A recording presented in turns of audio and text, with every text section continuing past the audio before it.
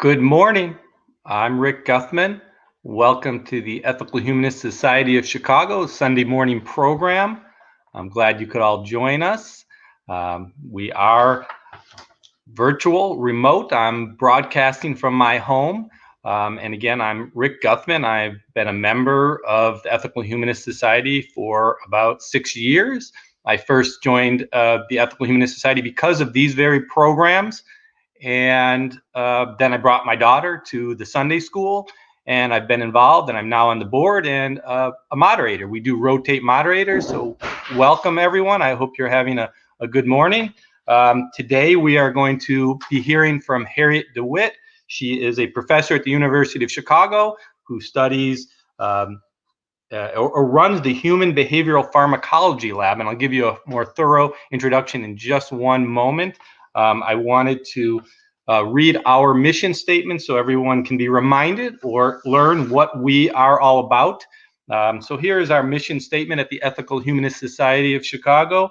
Our mission is to create a supportive and inclusive humanist community that inspires all to be their best selves, sustains us throughout life's milestones with celebrations, memorials, and festivals, respects science, art, and nature, promotes critical thinking and rational ways to solve human problems, and creates opportunities to take actions to bring about a better world for all. And I think today's speaker certainly fits into that category. Our programs cover a wide variety of topics: arts, literature, philosophy, politics. Today's is about science and certainly an underpinning to making humanity better. And so I'd like to give you a further description of background bio about Harriet de Wit, our speaker. Harriet de Wit is an academic researcher who studies addiction. She studies the behavioral and neurobiologic effects of drugs of abuse in human volunteers to understand why people use drugs and which individuals are at risk for problematic drug use. She has studied effects of a wide range of drugs in humans, including alcohol, nicotine, stimulant drugs, cannabis, and most recently, mdma, ecstasy, and LSD. Her research has been funded by the National Institutes of Health for the past 40 years. Dr. de Wit received her BA from the University of Calgary, and then after working for several years as a research assistant in Oxford, England, she completed her PhD in experimental psychology at Concordia University in Montreal. She came to the University of Chicago in 1981, where she is currently professor in the Department of Psychiatry and Behavioral Neuroscience. She has trained numerous graduate students, postdoctoral fellows, and undergraduates, and published over 300 papers. She served on editorial boards of scientific journals and on national professional committees. In 2019, she received the Distinguished Achievement Award of the European Behavioral Pharmacology Society. So we are very fortunate to have her with us today, and she is going to present, and I believe you can see her now. And I wanted to mention the layout of our next hour and a half or close to it. Dr. de Wit will have the stage and present her program, and then we will have an intermission. During the intermission, we will give you some information about the Ethical Humanist Society, and there'll be an opportunity to donate to the Ethical Humanist Society as well. And then we will return for questions and answers. Certainly start formulating your questions in your mind. I will bring this up again when we get to the interlude about how to ask your questions. But that is what will happen, and by 11:50, we will be concluding with some announcements from our society. And with that, the floor is yours, Dr. de Wit. Thank you so much, Rick. It's truly a pleasure to be here to talk to this group, and just listening to the mission statement. I mean, that's just kind of it's like wanting to be human and contribute to our society and culture. So it's a terrific organization, and I look forward to more interactions with it. So I am going to talk about my research, and it's going to be a slightly kind of sciencey talk, and I encourage you to save up your questions for later, and we can engage in a kind of more a broad conversation about how these kinds of studies might influence people's lives. So I will go right ahead and start with my slides. The title is just captures the topic of what I'll talk about. Let me just click on this. All right, this is the outline, and actually I'll talk about a little bit about my background, although Rick has covered that pretty well, and then I'll talk a little bit about why do we even bother studying drugs in the laboratory, how do we study them, and then I'll focus in particular on some of our work that we've done with MDMA and with LSD most recently. So my background, as Rick said, is I'm an experimental psychologist, so I have a PhD, and in my graduate work, I studied drug seeking in animal models. And so my background was kind of in a more basic science. Well, it was in animal models of drug taking.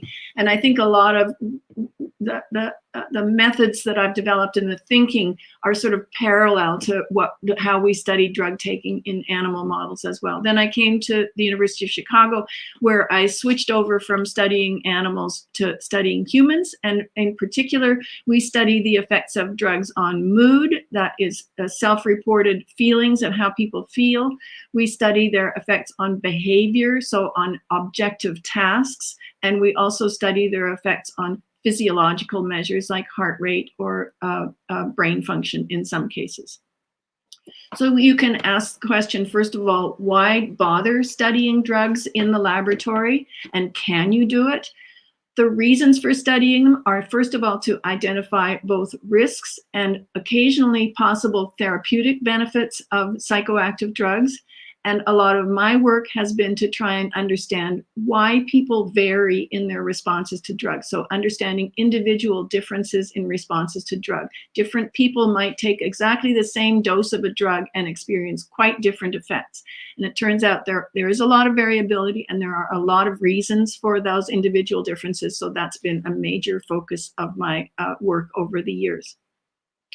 So one advantage of studying the drugs in the laboratory is that we can characterize the participants very well. We know exactly what their prior drug use was, what their psychiatric history was, whether they've used other drugs, what their personality is, what the phase of the menstrual cycle they're in. So we can very well define, control who the participants are that we administer the drugs to. Secondly, we can use a pure drug from a reliable source and under controlled doses. So a lot of anecdotal reports about drug taking, of people using drugs in the natural environment, they don't know exactly what drug they're taking, and they also don't know exactly what dose they're taking. So in our laboratory studies, we have complete control over that. And then the third feature is a very important one, and that is that we can minimize or control people's expectancies or expectations about how they're going to feel. So we always include a placebo, and we really do everything we can so that people don't go into the study expecting a certain drug effect. We know that expectancies, if you're told you might get alcohol, then you experience a lot of alcohol-like effect. If you're told you're going to get a stimulant, you experience stimulant-like effects. So we're interested in the pharmacological effects, and so we're minimizing these expectancies. And then the other advantage is that we use standardized outcome measures. So we use questionnaires that have been validated over the years, so we can really quantify what happens to people's mood states, for example, over time. So those are sort of why we study drugs in the laboratory. And then you can ask, well, how do we do these studies? How do we conduct these psychopharmacology studies? There are 4 categories here. One is who are the participants? What are the drugs that we study? What are the methods? And then what are the measures that we get? So the participants in the studies that we've done in our lab are healthy young men and women, usually aged 18 to 35, with some exceptions. If we administer alcohol, they have to be 21. But for all the other drugs, it's okay to be 18. They have to have a high school education. They have to have normal body weight so that body weight doesn't influence their responses to the drugs. In most of our studies, they have to have some prior experience with drugs. That is, they have to report having used a drug of some kind in the past. I'll say a little bit more about that later. And we screen them very carefully to exclude anyone who has any psychiatric disorders, any addiction problems, drug abuse problems, any medical conditions, taking medications. They go through screening, so they have to get an electrocardiogram and a physical exam. So we go to a lot of trouble to make sure that our participants are healthy. And this is both for safety reasons and also for scientific reasons. The drugs that we've studied in our lab a whole range of different kinds of drugs, and the theme is usually that the drugs, we're interested in drugs being used for non-medical purposes, so usually for altering mood states in some way. So the first category might be legal drugs like caffeine or alcohol, nicotine, and now cannabis or THC. Some of the drugs are medications that have a therapeutic purpose, but they also have some potential to be misused. So we've done a lot of work with amphetamine and some work with Valium as well. And then the third category, and that's the one that I'll just present a little bit of data today, are drugs that are considered to be illegal drugs like MDMA and LSD. So as I mentioned before, the drugs are administered under double-blind, placebo-controlled conditions. Double-blind means that neither the person who's interacting with the participant nor the participant knows what kind of drug they're going to get on a particular day or in a study. Each subject generally participates in several sessions, and they get placebo on one occasion and then a low dose of a drug on another day and a higher dose of a drug on another day. We don't tell them even what category of drug. We tell them you might get a placebo, you might get a stimulant, you might get a tranquilizer, you might get an antihistamine. So we try and neutralize their expectations so that they don't know what kind of drug so that the expectancies don't influence their responses. Now, as you might expect, we have to go through a lot of regulatory procedures to get approval to do these. We go through the Food and Drug Administration, and for some of the studies to the Drug Enforcement Agency, the DEA, and then also our local institutional review board. And there are many ethical considerations. So we sort of walk a fine line between what you can do ethically and what you believe is not going to have any long-term adverse consequences and what is of interest scientifically. So those are some of the drugs that we have studied. The methods that we use, typically, as I've mentioned, the subjects participate in 3 or 4 different sessions, and they're conducted maybe 2 to 7 days apart. That's to allow the drug to clear between the drug sessions. And they come to the laboratory and they stay there for maybe 4 to 6 hours. And here's a picture of one of our testing rooms. And so you can see that we sort of furnish them comfortably. We have incandescent lights and couches and television. They can watch neutral movies or board games and that kind of thing. So that's the setting that we're administering the drug in. And as I said, in most studies, the same subjects receive drug and placebo on separate sessions. We get pre-drug measures. So before we administer the drug, we get measures of, we make sure they're not pregnant, the women are not pregnant, that they haven't used any drugs recently. So they do urine toxicology and breath alcohol levels. And then we measure something about how they feel even before we administer the drug.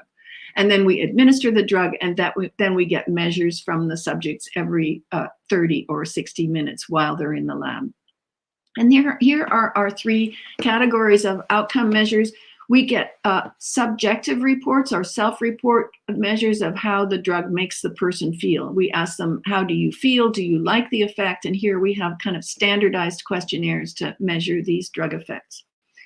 Then we also have behavioral objective tests. So we look at reaction time, we look at decision making, we look at memory. So these are more, they're not influenced so much by they're not self-report measures, they're how do you actually perform, and they might be relevant, for example, to driving or to other tasks that people need to do. And then the third category are physiological measures. So there are measures of, say, heart rate, and we can measure blood pressure. Those are partly for safety and partly also to characterize how a person is responding to a drug. And then we also, in some of our studies, look at brain activity using functional magnetic resonance imaging, or EEG measures. So, but I won't present any of those results. So that the brain measures do give you a little bit better of an idea of what the drug is doing, obviously, inside the brain. So I just want to start by showing you some data from a typical study and using a drug that everyone is already familiar with. So this was a study we did quite a few years ago, and we had we recruited people who were light caffeine users, and we had 100 subjects. And under those double-blind conditions, they received capsules that contained either 0, so placebo, 50, 150, or 450 milligrams of caffeine. So just to put those doses into some sort of a context, 100 milligrams is what you get in an average cup of coffee, brewed coffee, and 450 milligrams is the amount of caffeine that you get in a Starbucks venti. And there are people who drink these very large cups of Starbucks coffee, and that's how much caffeine you would get in one of those. So just to put these doses into context. Over on the right are 3 panels that describe the people's responses. So again, they're reporting on how they're feeling before they get the caffeine, and then 30, 60, and 90 minutes afterwards. That's on the x-axis going across. And on the y-axis is the average ratings on each of these questionnaires at different time points. So just looking at the top one, if you look at their ratings of anxiety, you can see that the red symbols actually are the 450 milligram dose. So in these people, the 450 milligram dose is actually increasing their self-reported anxiety.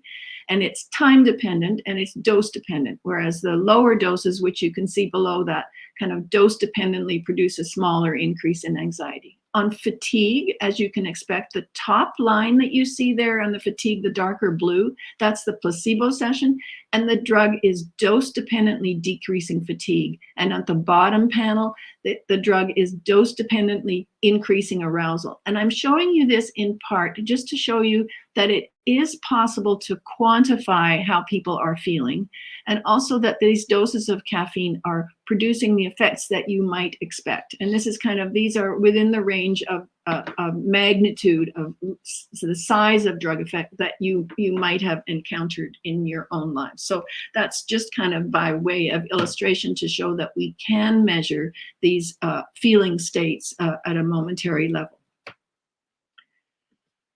So now I'll go to one of the more interesting drugs. A lot of our, and that's the MDMA, or it's also referred to as ecstasy in the street. Often the street samples of ecstasy contain a number of other drugs other than this MDMA, and the MDMA is thought to be the purest form of it. That's the technical name for it there at the beginning.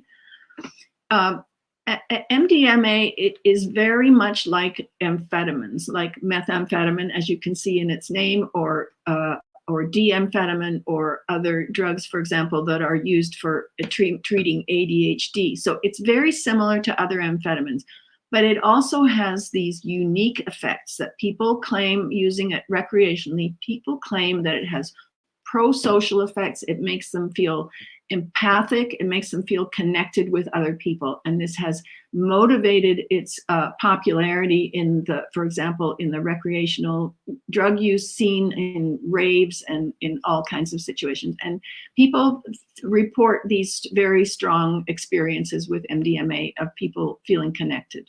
The drug was used in psychotherapy in the 1970s until it was made illegal. It's used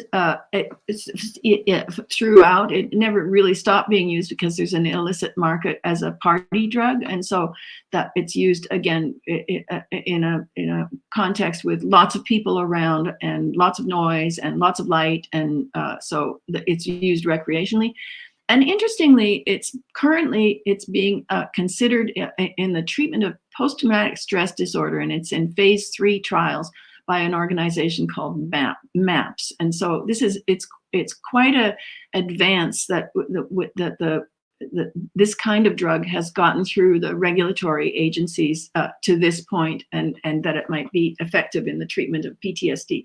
It's also quite remarkable that an amphetamine-like drug is effective in PTSD. Amphetamine-like drugs are often, they can produce some anxiety. So you'd think, well, why would that decrease the symptoms of anxiety, of PTSD? And so there's a real puzzle and a real paradox there, which is one of the things that gets me as an experimental psychologist interested in what it is that these drugs do. How can it be effective in treating post-traumatic stress disorder and then also have its own kind of anxiety-like effects as well? So you can ask the question, what is it that MDMA does? How does it produce these empathogenic effects? And as I'll go and say a little bit more, what is an empathogenic? What does that mean, actually? What psychological factors does it change, and what is empathy? And then we can go on and ask, how does it act on the brain? And then, amazingly, how does it improve psychotherapy? So these are all, it's new for us to be studying MDMA in the lab, and these are all kind of open questions for us. And I just want to harken back to my background as a rat researcher.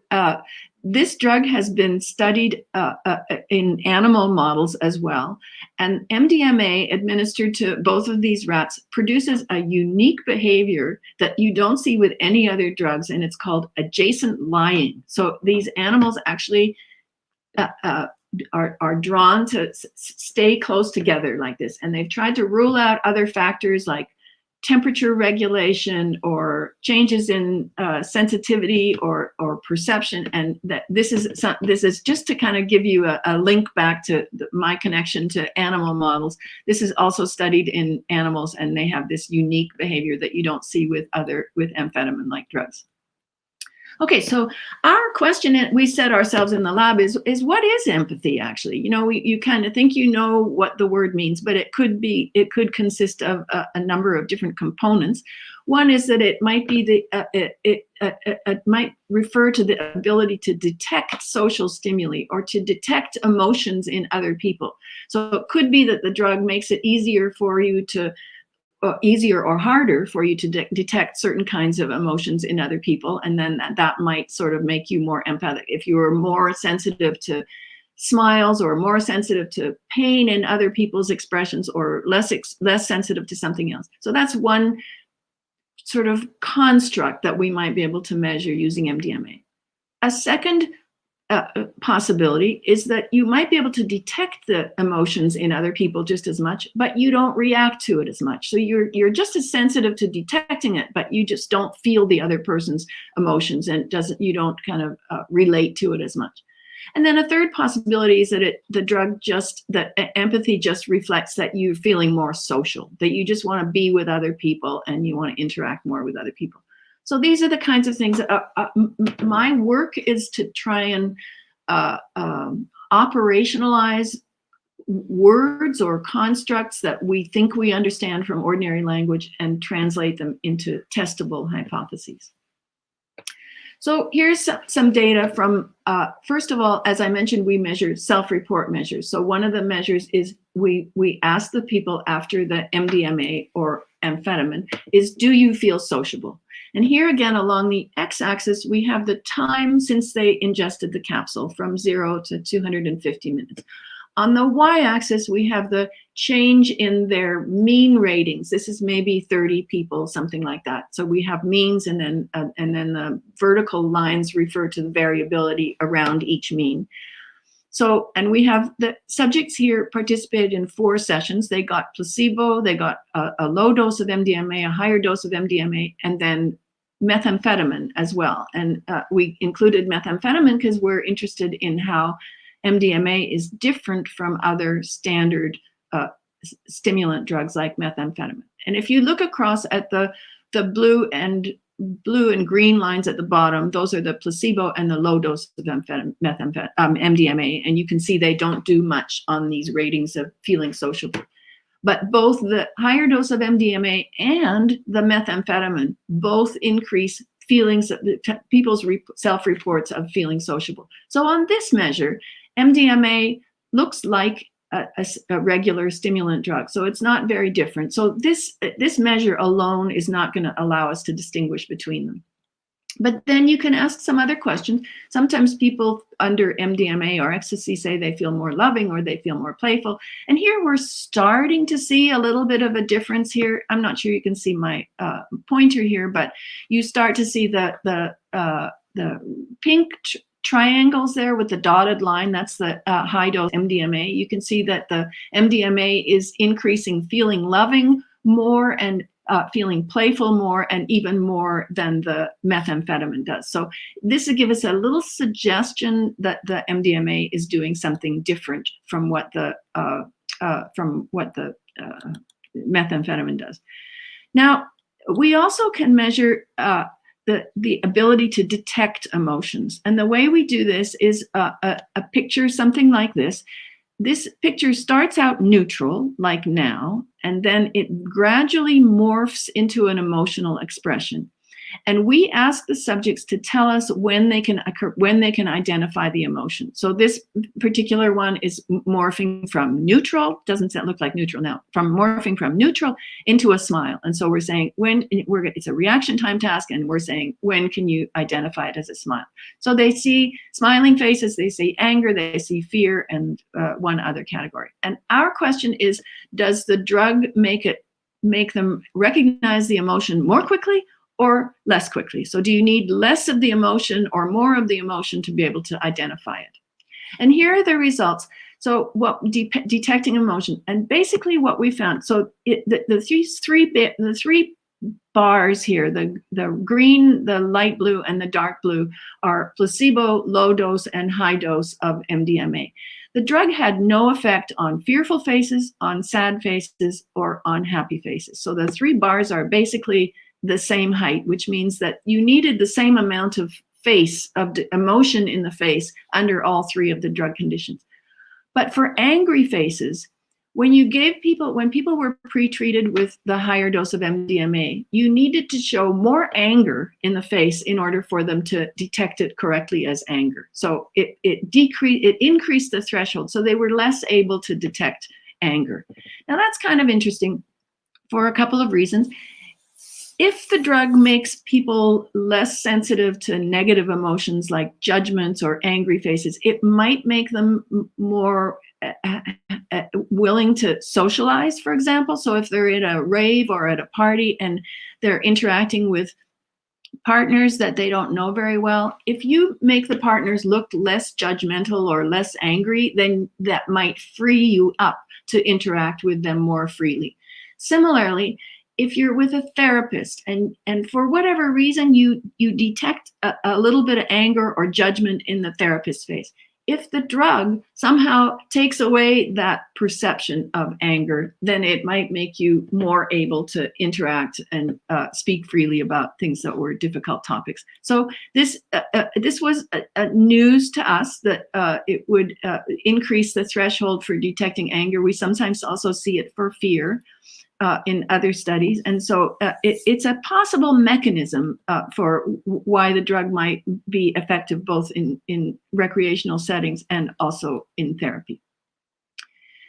More recently, we've also looked at the effects of amphetamine on social touch. It turns out that users of MDMA claim that the drug enhances the pleasantness of social touch.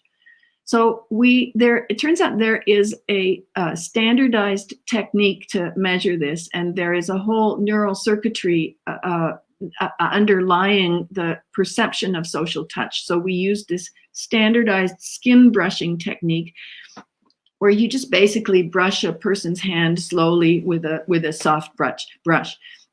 There's a slow touch that's 3 centimeters per second that's considered to be pleasant and convey social information. And then you can also, as a control, if you do this faster, like at 60 centimeters per second, it's the same amount of touch, but it doesn't convey social signals, and it's not considered to be pleasant. So our question here was, does MDMA make the increase the pleasantness of social touch. And we did this with within subjects. 36 subjects got placebo, low dose, high dose of MDMA or methamphetamine, again as a control. And this was the results of this. We found that MDMA did increase the pleasantness of the slow touch. So over on the left, you see 4 bars, and that's the slow touch. That's the pleasant touch. On the right, you see 4 bars at the 30 centimeters per second, and that's the not so pleasant touch. These are the pleasantness ratings. The black bar refers to the placebo session, and then you see the low dose MDMA and then the high dose MDMA. And you can see that people rated the MDMA, it rated the social touch as being more pleasant after they got MDMA, as we had predicted. The methamphetamine control condition did not do this. And also, interestingly, the drug did not increase pleasantness of the non-social touch. So this was kind of an interesting, it's another mechanism that something that is changed in the brain that the drug alters. And I couldn't help thinking that this might be related in some way in retrospect to this also, what we see in the animal model with adjacent lion. So just to summarize what I've told you, some of the effects of MDMA on behavior that we've found, first of all, self-reports. People self-report feeling more sociable and then also to some extent more lovable and more playful. We find that it impairs the detection of negative emotions, so you're less sensitive to seeing negative emotions in other people. I didn't show you, but we also have a task where they feel socially rejected, and the drug reduces this feeling of social rejection from a task where you get excluded, basically. And then that the drug enhances pleasantness of social touch.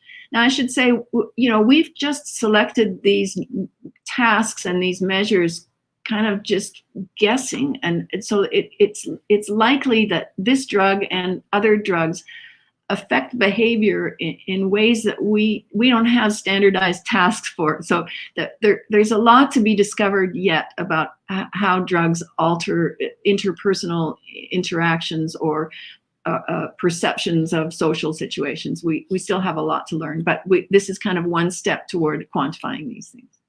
And it's also, people also differ in these, and so that would take us into a new direction as well, that looking at individual differences in these. Okay, now I'm going to switch over to talk a little bit about psychedelic drugs. So MDMA is not usually considered a psychedelic drug because it doesn't produce these kind of perceptual changes that are characteristic of psychedelic drugs. So as I'm sure you know, LSD was widely used in the 50s and 60s, so both for sort of personal discovery, for recreational purposes, just kind of to get high and just kind of feel different or a party. And it was also interesting, used at that time also as an adjunct to therapy, that somehow it was considered to be sort of gave people access to the truth or to a different reality. LSD and other psychedelic drugs were removed from the market in the early 70s because of kind of public concern that they were being used by the wrong people, and probably they were being used in an irresponsible way at that point as well. Since then, people still use them illicitly, but what the removal from the market did was it really stopped systematic research for a very long time. So they were not a legitimate topic of scientific research, and they're also a challenge because the psychedelic drugs are so much a subjective experience that it's most of what happens inside. And as I've said, you can measure self-report measures, you can measure how people say they feel, but unlike other drugs where you can measure behavior, not very much changes with behavioral tasks with the psychedelic drug. In any case, they were not studied under controlled conditions for a very long time, but they were still used illicitly. And then in 2006, I would say was a turning point where a study by Roland Griffiths at Johns Hopkins University looked at the effects of psilocybin under very controlled conditions. So this is a highly respected university, and the investigator was highly regarded and mainstream, and so he probably was the only person who could have gotten this started and gotten the approvals that were needed. He started out studying the effects of psilocybin, which is it has effects very similar to LSD, on mystical type experience. So this was also a challenge to our field because it's not a psychiatric condition. So it doesn't really fit into, for example, the National Institute on Health, where their goal is to improve the health of the nation. And this mystical type experience kind of takes us off into a new direction, and it didn't really have a place in the field of science. And that's still to some extent true, that this mystical type experience is it doesn't have a good home, at least in funding agencies or direction, like why is this important. So that they started out with the mystical type experience, but then quite quickly, then that group went on to look at possible therapeutic uses of psilocybin as well. So this, you can call it the psychedelic revival in psychiatry. Most of the work has been done using single high doses of either LSD or psilocybin or one or two other drugs. These drugs produce very strong perceptual and cognitive experiences, and they apparently have, they can be transformative. I'm sure you've heard about them as religious experiences or life-changing experiences. The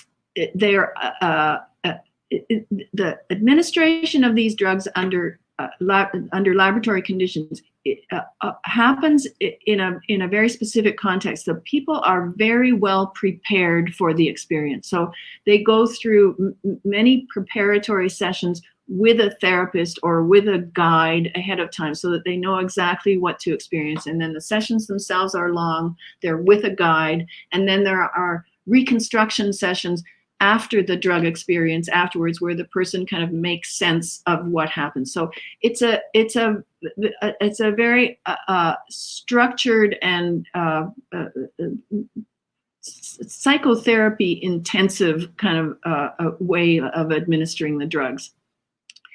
But it turns out that they've shown a lot of success, or shown success of these single experiences of high doses in the treatment of depression, in the treatment of end-of-life anxiety, and they've done it, believe it or not, for smoking cessation or for alcohol use. And so there are a whole series of studies around the country and also in Switzerland and in London where they're studying the effects of these high doses. Now, I just want to remind you again that these high doses are being given with a lot of preparation, a lot of expectancy. So people are told that this is, you're going to have this experience, this is what to expect, and you might be able to work through new things. And so we never really know with those high doses what the role is of those preparatory and the reconstruction experiences afterwards, and how those influence responses to drugs, which is an interesting question in itself. So I have not studied the high doses of the psychedelic drugs, but I have explored this phenomenon of microdosing. And so this is something my graduate student a few years brought to my attention. She said people are taking very low doses of LSD. So as you can see on this slide, the high doses and the doses used to trip, for example, are in the range of 100 to 200 micrograms. And the doses used in microdosing are 10 to 20 micrograms. So about a tenth of the dose. People say that when they take this drug every 3 or 4 days, that it has it improves their mood and it improves their cognition, and it has possible antidepressant effects. They're taking it illicitly and they do it in the absence of psychotherapy. So there's no, but right. So the people are just doing it in their homes, and each dose doesn't do very much because they can carry on their normal daily activities. So that's what I've decided to study and begun to study in the lab. And I don't have any answers for you, but I can just give you an idea of how we study this. So so this is again the claim that 10 to 30 micrograms taken every 3 to 4 days reportedly improves all these things. And that's so my question that I can address in the lab is it truly effective? So there are reasons both to think it might be effective and also reasons to be skeptical. The reasons to think it might be effective is that so many people are reporting beneficial effects. This is something that in Silicon Valley in California, thousands of people report doing this microdosing and feeling benefits. Another reason to think that it might have a beneficial effect is that LSD acts on, it's primarily a serotonin agonist. So it acts on a neurotransmitter system, same neurotransmitter system that antidepressant drugs act on. So all the SSRIs are acting on serotonin. So there's a reason sort of mechanistically to think it might be antidepressant. And LSD might also have anti-inflammatory effects, which are thought to be involved in psychiatric medications, and also neurogenic, which means new growth of neurons effects. And then on the other hand, the high doses of LSD are thought to have antidepressant anxiolytic effects. And there's some evidence from studies with laboratory animals using models of antidepressant effects as well. So some reasons to think it might be effective. There are also reasons to be skeptical. And the main reason to be skeptical is that these apparent beneficial effects are deeply confounded by the people's positive expectancy. The people who do microdosing go into it with a strong belief that they're going to have some beneficial effect. So can it have beneficial effect without those expectancies? Also, we know very little about what the optimal doses are, what the optimal interdose interval are, and how the responses to the drug change with repeated doses. And of some concern is that the claims of the beneficial effects from these users vary widely. And in the next slide, I'll show you a sampling of some of the things that people have claimed with microdosing. And you can see over on the left, you can see, okay, improved empathy, social skills, maybe enhance elevated mood. Those are all things that you might expect with antidepressant. But then they also claim better health habits, better reduced menopausal symptoms, athletic coordination, leadership development, wisdom. So you can see with this kind of range of claims, it can't possibly do all these things. So you have to wonder what exactly is it that, me as a psychopharmacologist, I want to know what can it actually do, and then perhaps what are the interactions between the expectations and the pharmacological effects. So we did complete one study where we had 36 healthy adults, and they participated in, here we're looking, first of all, we wanted to see what single doses of LSD, of these low doses of LSD would do. So the same subjects participated in 4 sessions. They were 1 week apart, and they got placebo, and then these 3 different doses of LSD, and we measured how do you feel, and then what's your heart rate and blood pressure. Just to put this into a context, these are ratings of how much do you feel a drug after LSD. The left one is from our study where the subjects got placebo or these 3 low doses of LSD. And this is, the scale goes to 100. So from not feeling any drug effect at all to feeling a strong drug effect. And over on the right, you can see from somebody, this is a researcher in Switzerland, he administered 100 and 200 micrograms of LSD. That was actually also to inexperienced users. And you can see the difference in the magnitude of the drug effect that we're looking at low doses. And this is basically one of the graphs of what we found. And I just want to, at this point, point out to you how difficult it is to come up with standardized and sensitive measures of a different drug like this. So most of our standardized measures are to measure do you feel sleepy? Do you feel awake?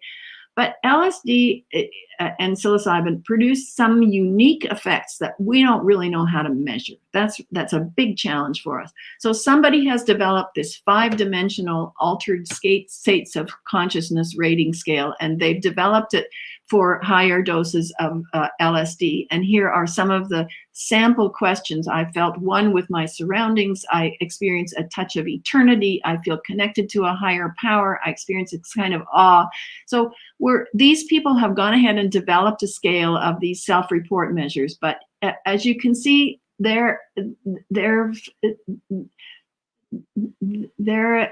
well, maybe you can't see it, but they're beyond the scope of what we normally measure under scientific conditions. Like, what is a touch of eternity?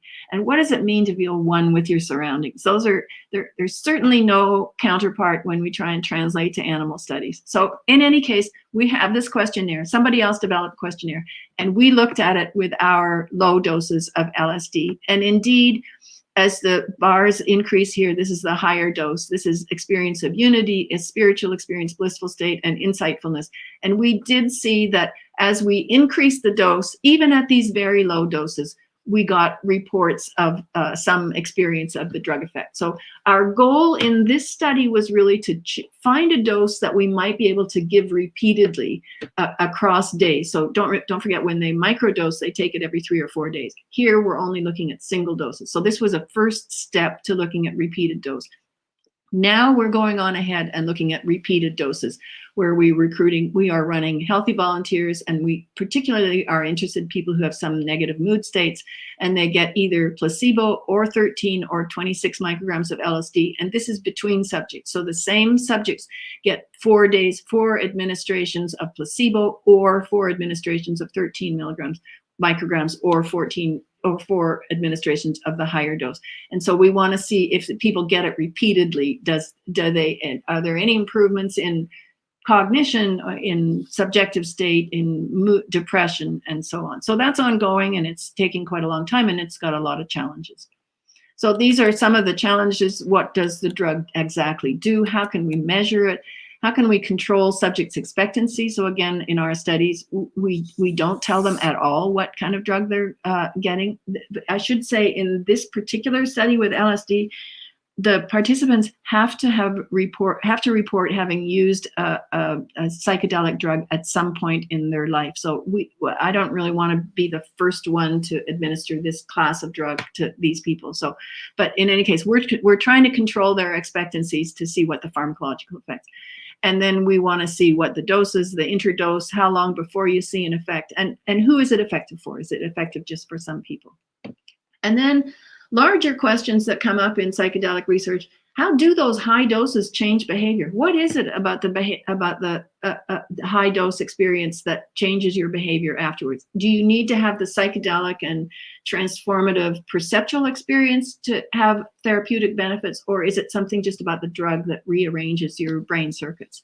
And then how do the very low doses change behavior? Who benefits and who does not benefit? So I think I'm going to stop here. So these are all questions that guide me and keep me going doing these studies. They take a long time to do, and there's a lot of regulatory work. But I think it's fascinating that we can change people's thinking and their mood and their cognitions and their beliefs through a pharmacological agent like this. So I'll look forward to your questions if you have them after our question period. That's really I want to stop there.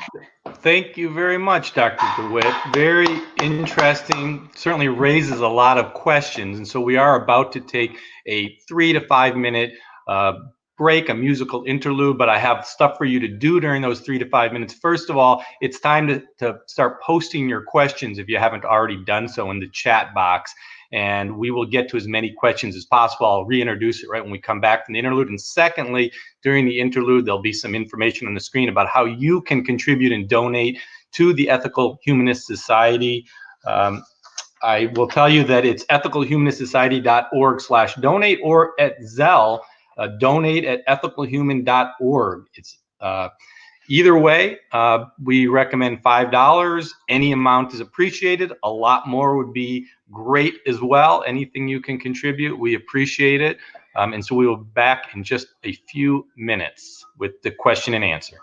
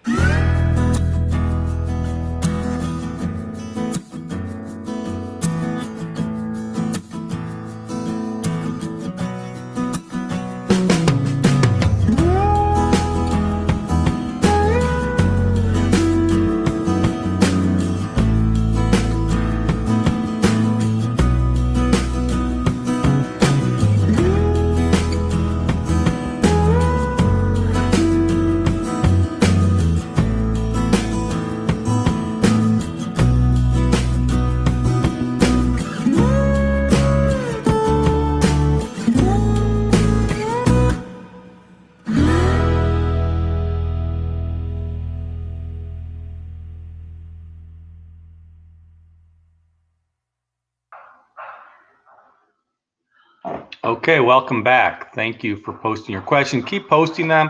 We're going to answer as many questions as we can. We certainly stop at 11:50. So keep going. If you have more questions, I will try to get to as many questions as possible. I already have a few. Make sure the questions I've gotten are already in the form of a question. So try to keep them brief so we can get to as many as possible. And I'm going to start with the first question. I'm going to scroll back up on my box, and we're bringing Dr. de Wit back. The first two questions are a little bit technical, so make sure, Dr. de Wit, for those of us who do not do studies, you'll have to say what the person asking the question clearly knows what an IRB is, so you'll have to explain that. But the question is, how do you disentangle selection effect of prior use for LSD subjects? And I guess part of this is, what are your IRB required post-study subject follow-up support actions? I can read that again, but how do you disentangle the selection effect? So it's sort of two questions. The selection effect of prior use, because you mentioned that you've selected people, and you might want to restate that, selected people who've used LSD before.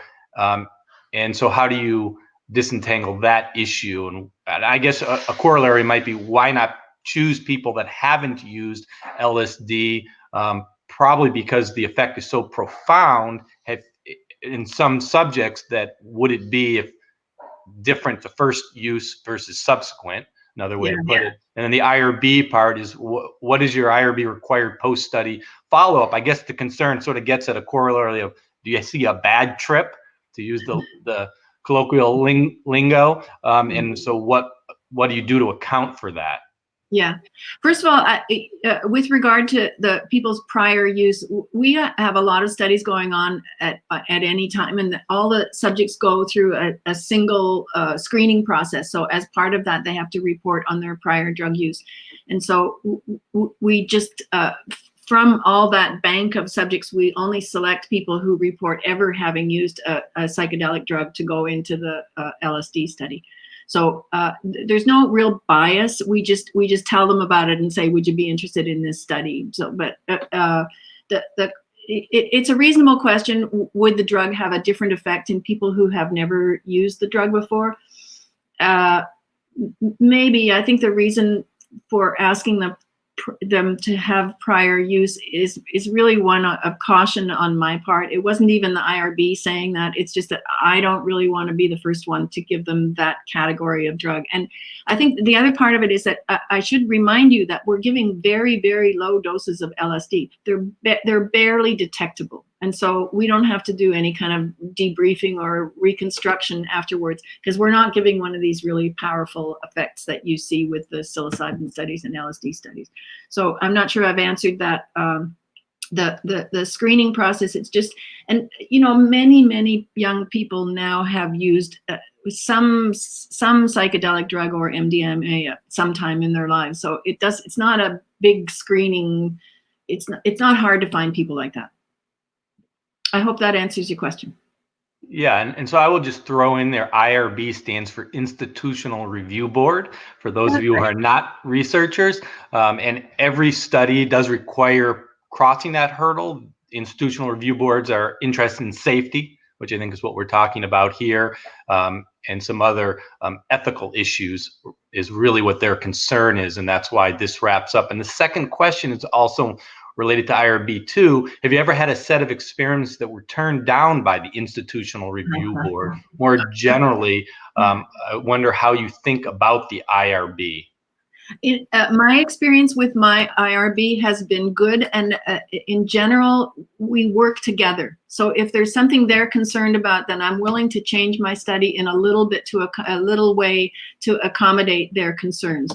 So the reviewers on the IRB are basically scientists in the institution. So people come up with all different kinds of questions and concerns. So usually I am able to work with the IRB without a problem. The one exception has been a study where it involved a little bit of deception. Basically, we wanted to have people do like a dating game on a computer and see whether the drug made people feel less rejected if they were rejected on this simulated dating game, and they absolutely wouldn't let us do it because it involved deception. So it's not so much, this is an IRB that's used to doing medical protocols, and so you have neurosurgeons, you have people doing all kinds of terrible things, and in the scale of things, our studies are relatively modest. And I'm a psychologist. I'm not even an MD, so I'm very, very cautious about what I propose.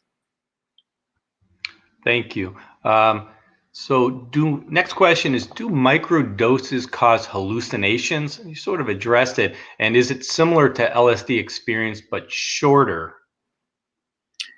The idea is that it's so low that you hardly even feel anything. That the idea is that you can take it every day. It's kind of like, I liken it to like an antidepressant drug where you don't really see any effects on a day-to-day basis, but then over time you start feeling better, basically. So the goal is to have a dose that's sub-threshold to produce any effects, and then somehow it changes your mood when you take it repeatedly.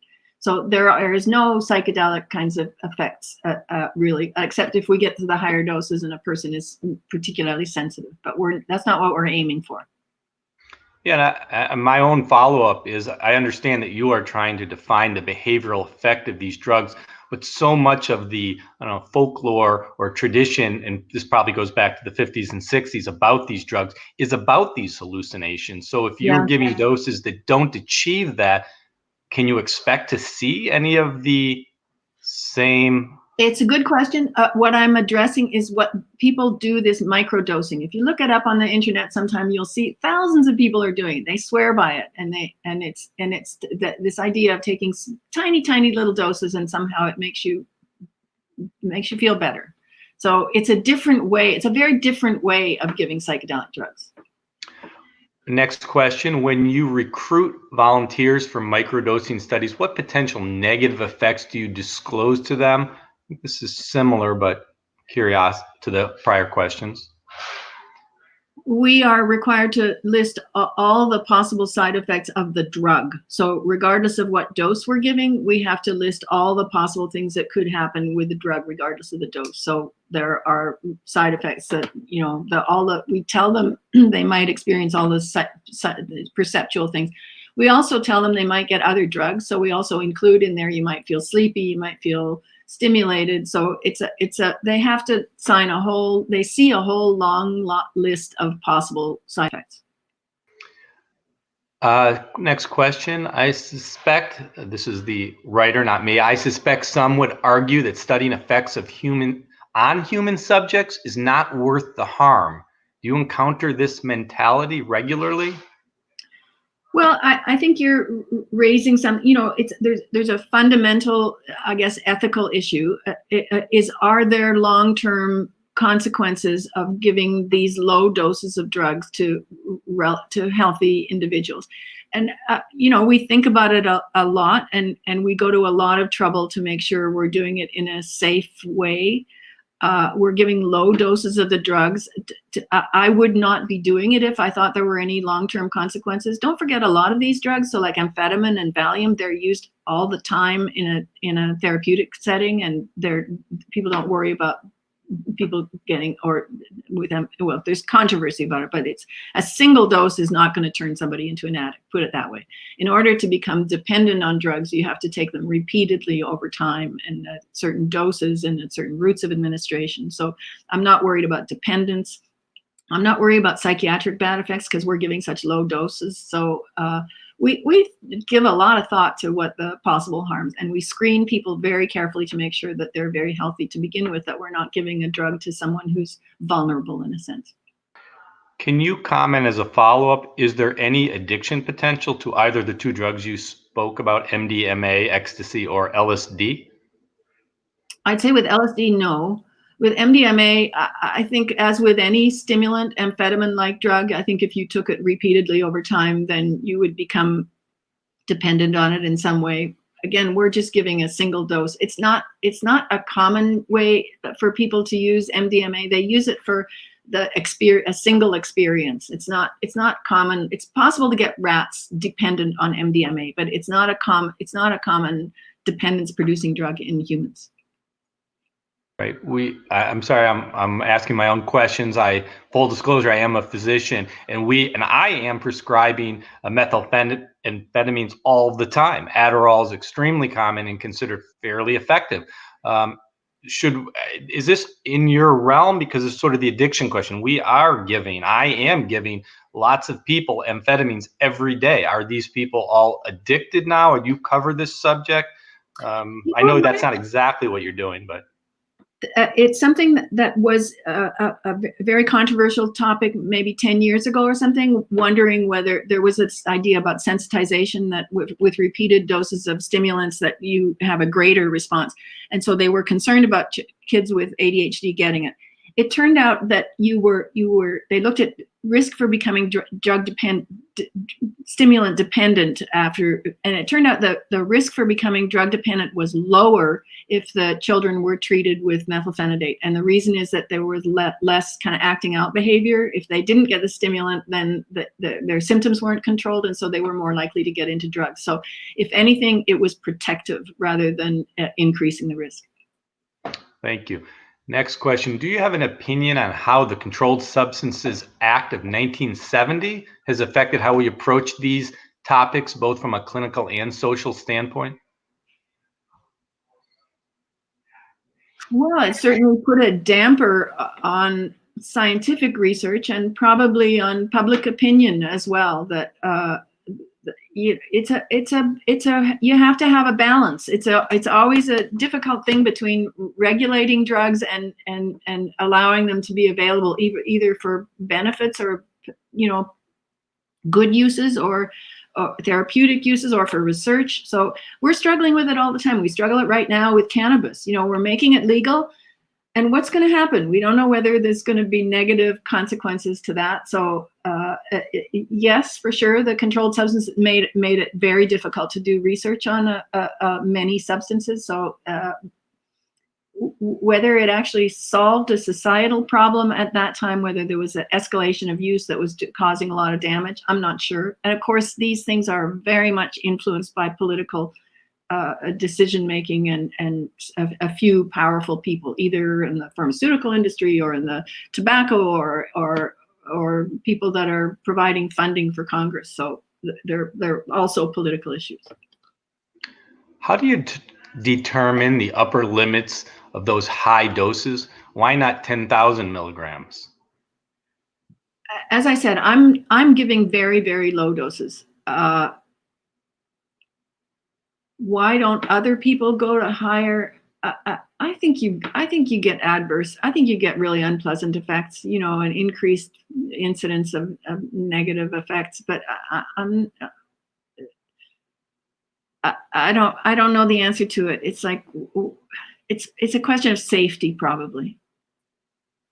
And similarly, have you decided not to go at those higher doses because of the IRB and because of concerns? I think some of the other questions were going at that, or I see. What was the reason to pick the microdoses? I see. It's just within my capability of doing it.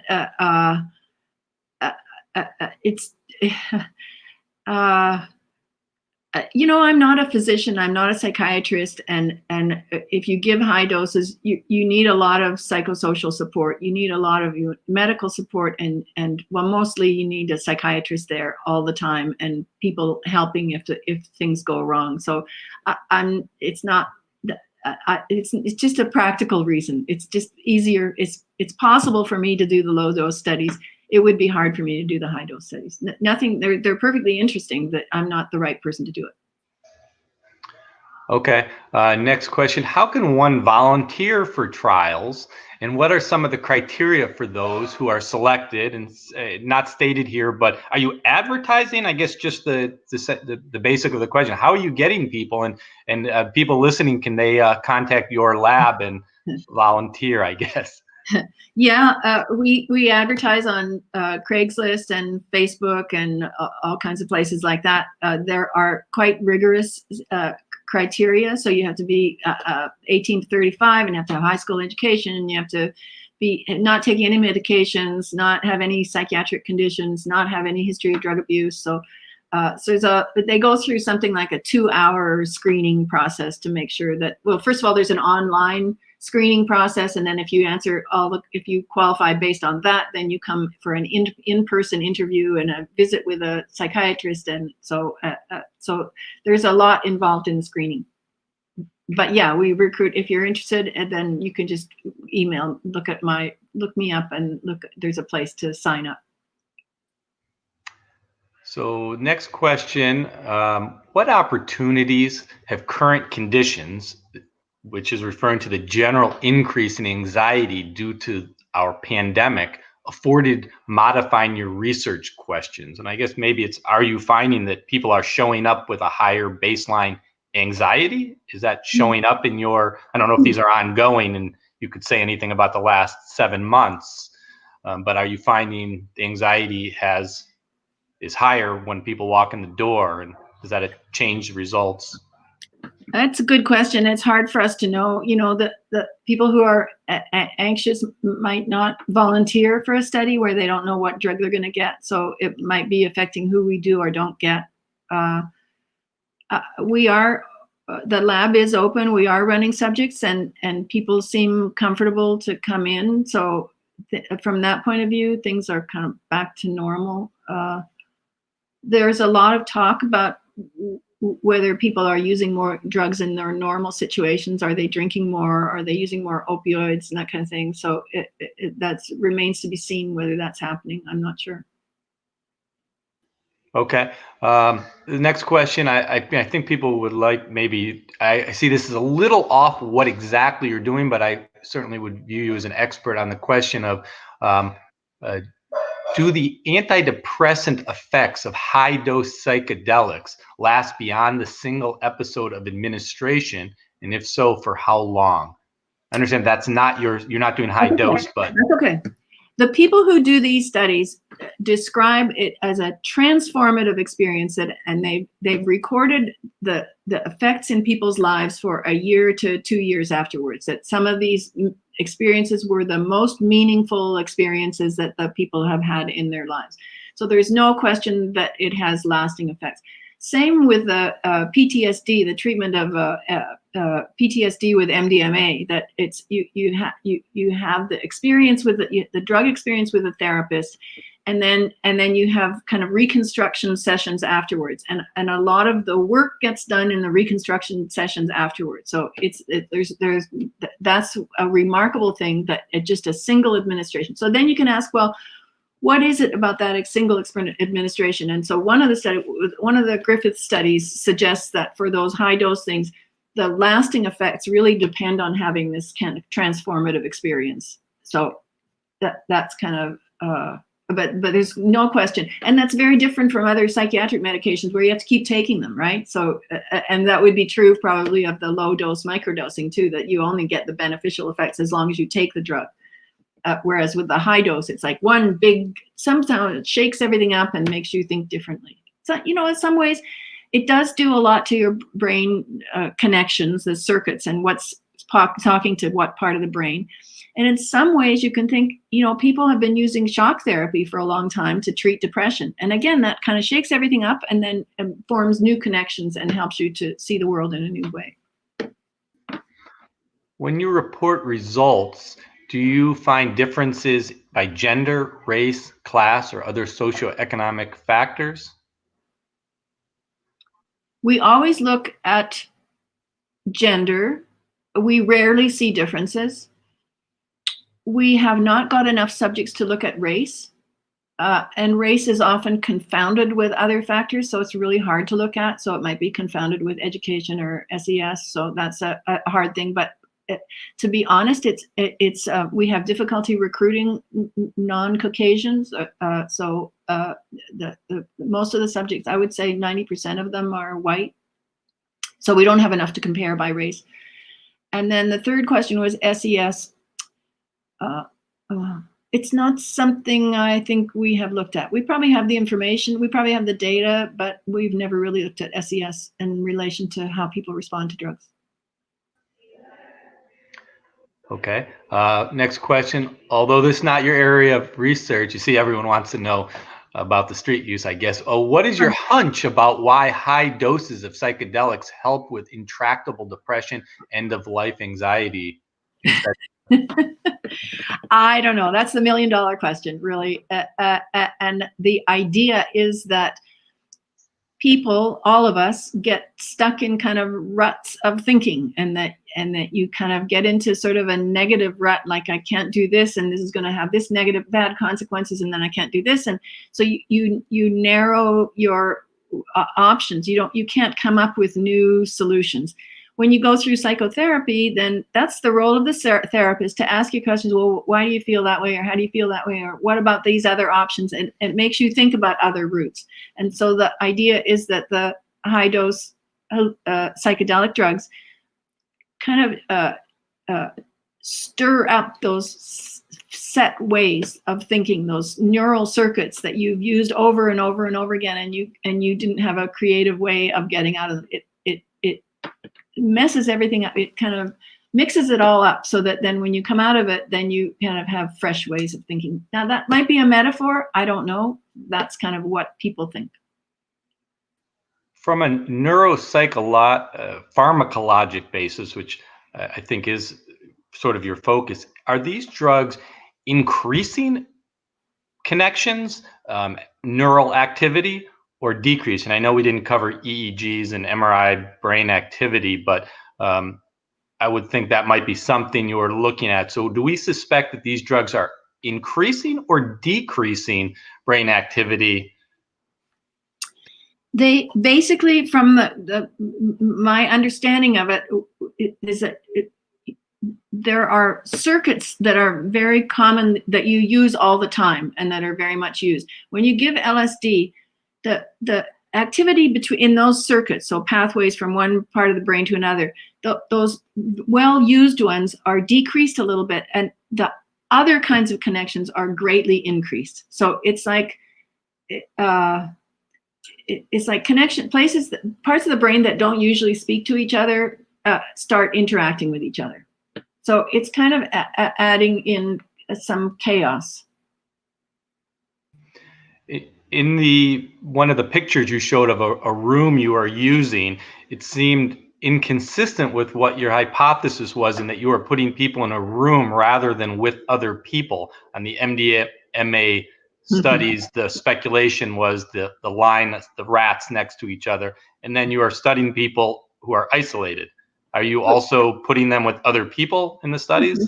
Good question. Yes, we have done a study where we looked at just the presence of another person, and then we looked at another person who's under the influence of the drug. So we're very interested in that. It gets really complicated to study drug effects when both people are intoxicated, because then they start interacting with each other, or when there are two people at all. So it's difficult, but it's exactly where we need to go, because the drugs in some way affect social interaction.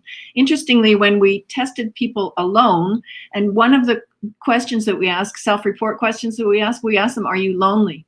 And actually the drug increased people's ratings of feeling lonely, which was, we thought, mainly because there was no one else in the room. So they felt like they wanted to socialize, and there was no one to socialize with. So if they were alone, they reported increases in loneliness. So, but we do look at interactions with other people. It certainly makes people talk more, it makes people like the other person more. So that's definitely where a lot of the future has got to be. Has the pandemic generated any other ideas for research? From a personal point of view, the isolation is just amazing to me, that I feel like we're in an experiment. You know, we do animal studies where we socially isolate the animals or put them in groups, and then we look at, compare their responses to drugs, or how readily they look for drugs. And I feel like we're in an experiment here, that who would have thought that all of your social connections, you're going out for dinner and talking with people and laughing and being in meetings and everything, that could suddenly be taken away. So there might be a natural experiment here that I don't know how you would design it exactly, but we are all going through this social isolation, and it could well have kind of lasting effects that relate to drug responses.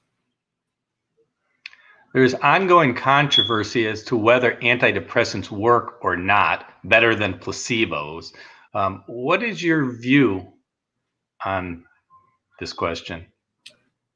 I think antidepressants are effective for a good proportion of people. It's clear that there are some people who are not responsive, which is all the more reason why we need new possible treatments, and we need to look for new treatments. Let's see, there is a lot of concern that people have a placebo response, so that a lot of people sort of get better even if they don't get the active drug. That makes it more difficult to detect a real drug effect. I think there's no question that they're effective for a good proportion of people, but not for everybody. I am, it's not what you asked, but I am concerned about the dependence on them. So it's a drug that we don't consider a drug of drug dependence, but the reality of the withdrawal symptoms when people stop taking them, I think is real and of some concern. Are there any procedural changes you wish you could remove from performing these studies? We've talked about the IRB and staffing concerns. Wondering what you would want to make studies easier to perform. Are you able to get the studies done? I think it goes back to some of the first questions. Would you like to see this easier to do? Yeah. I'm pretty used to all the regulatory work, and I believe that some of it is necessary to get approvals and things. One aspect of the work is that we are funded, as I said, by the National Institute on Health. So we need to frame our work in making people's lives better. And there are interesting things that drugs can do that don't really fit under that rubric. And so if you're talking about normal people, and the drugs might have a role in healthy people's lives to improve their way of looking at the world, or something that's not, that we can't get funded to do that. We're coming up, and so if you have any last questions, certainly try to get them in, but we're just about out of time.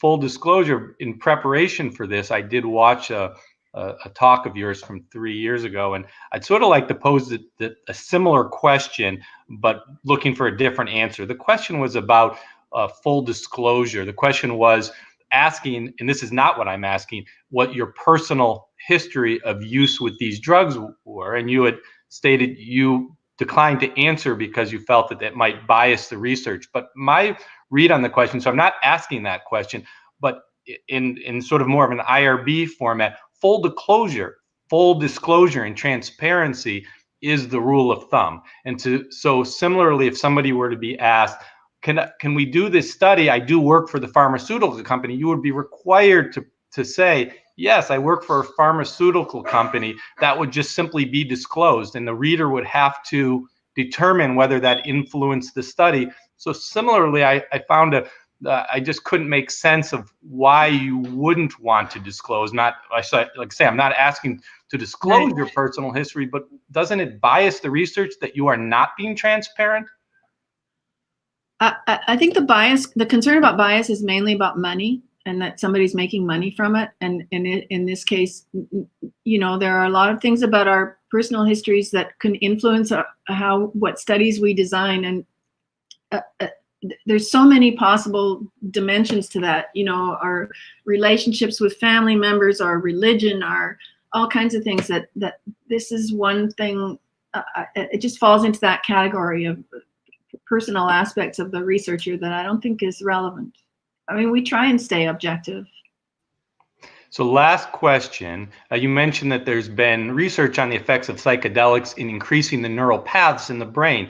Has it been explored whether these drugs could be helpful in treating dementia? Yeah, interesting idea. Yes, actually, there was a group, one other low-dose LSD group was looking at it for Alzheimer's, looking at I think it was something like time perception in people with Alzheimer's. So there is one published study with low-dose LSD in older adults. So that is something that people have thought about. Yeah.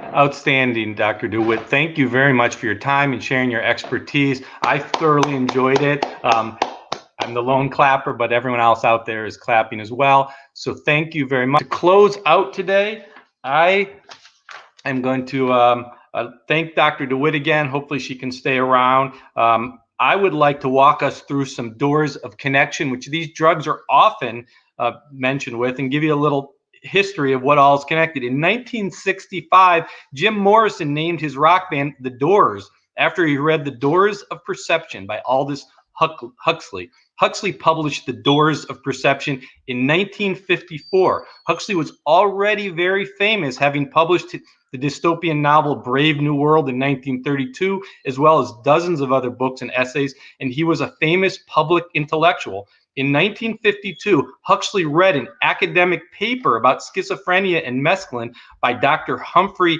Osmond, a British psychiatrist. Huxley lived in Los Angeles when Osmond was visiting Los Angeles as a speaker at the American Psychiatric Association convention.